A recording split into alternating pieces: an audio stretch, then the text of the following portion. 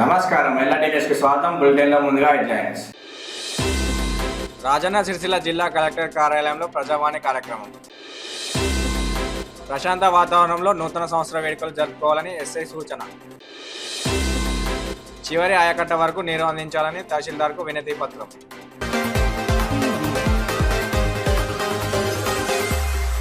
వేములవాడ శ్రీ రాజరాజేశ్వర స్వామి ఆలయంలో సోమవారం అమావాస్య కారణంగా భక్తుల రద్దీ తగ్గింది. నిత్యం వేలాది మందిగా స్వామివారిని దర్శించుకునేందుకు భక్తులు తరలి వచ్చేవారు. అమావాస్య సోమవారం కావడంతో ఆలయం బోసిపోయింది.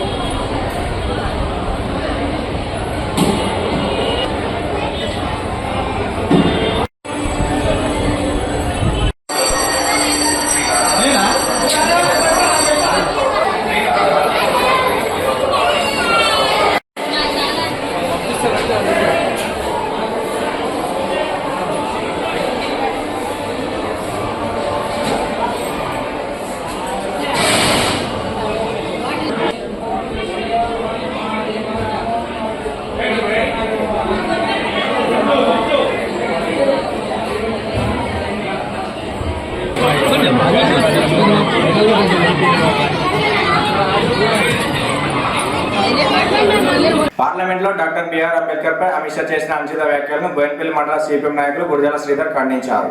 అమిత్ షా అంబేద్కర్ రాసిన రాజ్యాంగం ఫలితంగా పార్లమెంట్లో కూర్చొని మంత్రి పదవి అనుభవిస్తున్నారని, వారు చేసిన వ్యాఖ్యలు సిగ్గుచేటని అన్నారు. భవిష్యత్తులో ఇలాంటి మాటలు మళ్లీ మాట్లాడితే పెద్ద ఎత్తున ప్రజాస్వామ్యవాదులు దేశవ్యాప్తంగా నిరసన వ్యక్తం చేస్తారని, దేశ ప్రజలకు వెంటనే క్షమాపణ చెప్పాలని మండల CPM party convener Gurajala Sridhar demand చేశారు. ఈ కార్యక్రమంలో అంబేద్కర్ వాదులు ఎడపల్లి బాబు, బొజ్జ శ్రీను, బొడ్డు రాజలింగం, పెగ్గల నరేష్, రెడ్డివేణి కనకయ్య, బొడ్డు పరశురం, కట్ట దుర్గయ్య, బురుగు రాజు తదితరులు పాల్గొన్నారు. అనుచిత వ్యాఖ్యలు చేయడం అనేది వామపక్షాలుగా సిపిఎం పార్టీగా తీవ్రంగా ఖండించడం జరుగుతుంది. బేషరతుగా మాటలు వెనక్కు తీసుకొని ఈ దేశ ప్రజలకు క్షమాపణ చెప్పకపోతే ఇంకా పెద్ద ఎత్తున రానున్న రోజుల బీజేపీ ప్రభుత్వం పట్ల ఆయన పట్ల పూర్తి వ్యతిరేకత వస్తుంది. కాబట్టి ఇప్పటికైనా బేషరతుగా మీరు రాజ్యాంగ పదవిలో ఉండి గౌరవమైన పదవిలో హోంశాఖ మంత్రిగా ఉండి ఆ రకమైన వ్యాఖ్యలు చేయడం అనేది భారతదేశ ప్రజలకు క్షమించరాని విషయంగా చెప్పుకో. మోడీ గారు మరి 15 సంవత్సరాలు నేను ముఖ్యమంత్రి చేసినా కూడా మరి దేశానికి 3వసారి నేను ప్రధానమంత్రి హోదాలో ఉన్నానంటే అది భారత రాజ్యాంగం కల్పించిన హక్కులు అని చెప్పి పెద్దగా చెప్పిన మాటలు మళ్ళీ ఇలా నీ తోటి సహచరుడు అమిత్ షా గారు మరి బాబాసాహెబ్ అంబేద్కర్ మీద అనుచిత వ్యాఖ్యలు చేయడం అనేది అది క్షమించరాని విషయం. కాబట్టి ఇప్పటికైనా కేంద్ర ప్రభుత్వం మననం చేసుకోవాలి. ప్రజావాణి ఆర్జీలు ఎప్పటికప్పుడు పరిష్కరించాలని కలెక్టర్ సందీప్ కుమార్ ఝా ఆదేశించారు. జిల్లా సమీకృత కార్యాలయ సముదాయంలోని ఆడిటోరియంలో ప్రజల నుంచి కలెక్టర్ సోమవారం ఆర్జీలు స్వీకరించారు. ఆర్జీలను ఆయా శాఖల అధికారులకు అందజేసి సమస్యలను పరిష్కరించాలని సూచించారు. ప్రజావాణి కార్యక్రమానికి 141 అప్లికేషన్లు వచ్చినట్లు తెలిపారు. కార్యక్రమంలో ఆయా శాఖల అధికారులు పాల్గొన్నారు.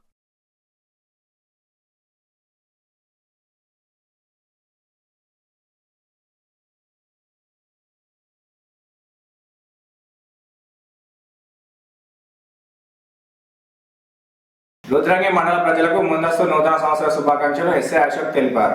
ఈ సందర్భంగా మాట్లాడుతూ రాబోయే నూతన సంవత్సరాన్ని ప్రతి ఒక్కరూ ఆనందంగా జరుపుకోవాలని సూచించారు. డిసెంబర్ 31 రోజున నూతన సంవత్సర వేడుకల్ని జరుపుకునే వాళ్ళు చట్టాన్ని అతిక్రమిస్తే వారిపై కఠిన చర్యలు తీసుకుంటామని సున్నితంగా హెచ్చరించారు.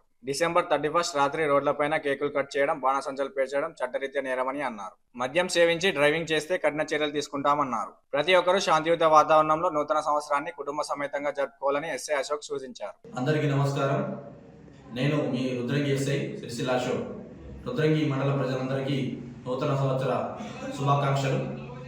ఈ యొక్క నూతన సంవత్సరం శుభాకాంక్షల వేడుకల గురించి మా యొక్క పోలీసుల విన్నపం, ఎవరు కూడా నూతన సంవత్సర వేడుకలలో మద్యం తాగి వాహనాలు నడపడం మరియు ర్యాష్ డ్రైవింగ్, త్రిబుల్ రైడింగ్ చేయడం నేరము.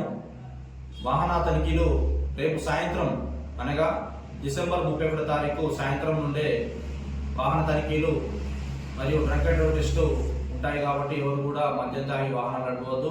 అలాగే బహిరంగంగా మద్యం తాగడం కూడా నేరము. అలాగే డీజే సౌండ్లు పెట్టి ఎవరు కూడా రోడ్లపైన డ్యాన్సులు వేయకూడదు. డీజే సౌండ్స్కి పర్మిషన్ లేదు. మరియు మహిళలను కించపరిచే విధంగా కూడా ఎవరు ప్రవర్తించకూడదు. వీధి దీపాలను పగలగొట్టడం మరియు ప్రభుత్వ ప్రైవేటు ఆస్తులను డ్యామేజ్ అయిన కేసులు నమోదు చేయబడతాయి. అలాగే మైనర్లు వాహనాలు నడపకూడదు. మైనర్లకు వాహనాలు ఇచ్చినట్లయితే ఆ యొక్క తల్లిదండ్రుల మీద, వాహన యజమానుల మీద కేసులు నమోదు చేయబడతాయి. కాబట్టి ఎవరు కూడా ఈ యొక్క రూల్స్ను అతిక్రమించిన వాళ్ళ మీద చట్టరీత్యా చర్యలు ఉన్నాయి. సంచ పేర్చడం, అలాగే కేకులు కట్ చేయడం కూడా నిషేధము. కాబట్టి మీ యొక్క కుటుంబ సభ్యులతోటి మీ యొక్క ఇళ్లలో ఆనందంగా నూతన సంవత్సర వేడుకలు జరుపుకోవాలని కోరుకుంటున్నాము. ముస్తాబాద్ మండలంలోని మానేరుపూడి కాల్వ నీరు చివరి ఆయకట్ట వరకు అందించాలని బీఆర్ఎస్ మండల యూత్ అధ్యక్షుడు శ్రీరామ్ స్వామి తహసీల్దార్ సురేష్ కు వినతి పత్రం అందజేశారు. ఈ సందర్భంగా వారు మాట్లాడుతూ నీరు పుష్కలంగా ఉన్న కాలువ ద్వారా ప్రతి ఎకరానికి కాంగ్రెస్ ప్రభుత్వం నీరు ఇవ్వలేకపోతుందని ఎద్దేవా చేశారు. కెనాల్ చివరి ఆయకట్టు ప్రతి ఎకరానికి నీరు ఇవ్వకుంటే రేవంత్ రెడ్డి సర్కార్ కు వ్యతిరేకంగా రైతు ఉద్యమం ముస్తాబాద్ నుండి ప్రారంభిస్తామని హెచ్చరించారు.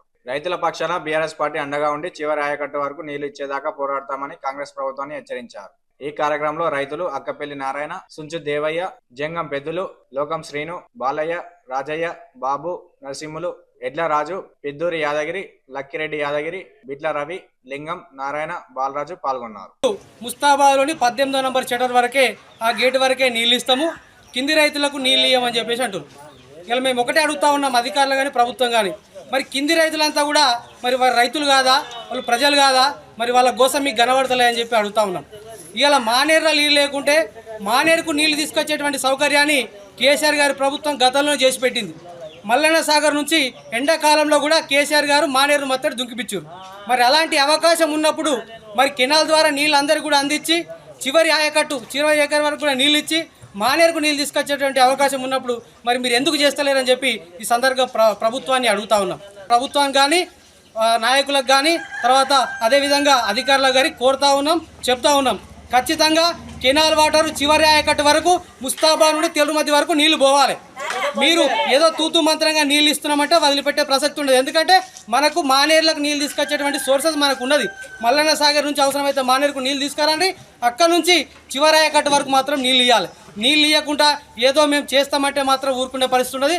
రైతులందరూ కూడా పట్టుకొని రోడ్డు మీకు ఎక్కే పరిస్థితి ఉంటుంది. మళ్ళీ రైతు ఉద్యమం ముస్తాబాద్ నుండి సిరిసిల్ల నుండి రైతు ఉద్యమం స్టార్ట్ కాబోతోంది.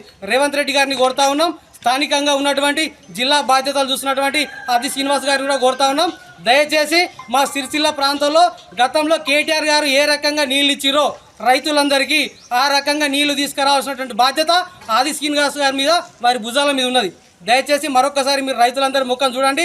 రైతుల్ని కష్టపెట్టే ప్రయత్నం చేయకండి. కాలమైంది, కడుపు నిండా నీళ్లు ఉన్నాయి. కడుపు నిండా నీళ్లు ఉన్నప్పుడు రైతుల కడుపులు నింపండి, కానీ రైతుల కడుపులు ఎండబెట్టి రైతుల కడుపుల మీద కొట్టద్దని చెప్పి ఈ ప్రభుత్వాన్ని మరొకసారి కోరుతా ఉన్నాం. అదేవిధంగా హెచ్చరిస్తూ ఉన్నాం. ఈ వారం రోజుల లోపల చివరి ఆయకట్టు వరకు నీళ్ళు ఇవ్వకుంటే మాత్రం రైతులందరినీ తీసుకొని ప్రజా ఉద్యమము, రైతు ఉద్యమము ముస్తాబాద్ సిరిసిల్ల నుండే రేవంత్ రెడ్డి సర్కార్ గారికి ప్రారంభమవుతుందని చెప్పి హెచ్చరిస్తా ఉన్నాం. ఇవే నాటి వార్తలు. తిరిగి ప్రసారమయ్యే వార్తల్లో మళ్ళీ కలుసుకుందాం. అందరూ నమస్కారం.